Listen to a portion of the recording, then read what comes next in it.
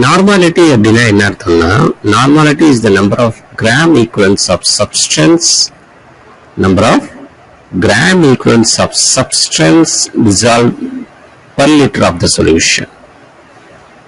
அதாவது இப்போ சல்ஃபியூரிக் ஆசிடுக்கு பார்த்தீங்கன்னா அதோட ஈக்குவலன்ட் மாஸ் வந்து 49. அந்த 49 கிராம் எடுத்துக்கிட்டு 1 லிட்டர் தண்ணியில் கரைச்சிங்கன்னா it is one normality solutions of sulfuric acid.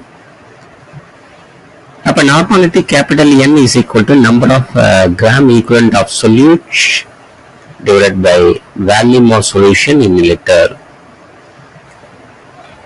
அதாவது normality is equal to எப்படி சொல்லலாம்னா weight into 1000 by equivalent weight into volume இப்படி சொல்லலாம்.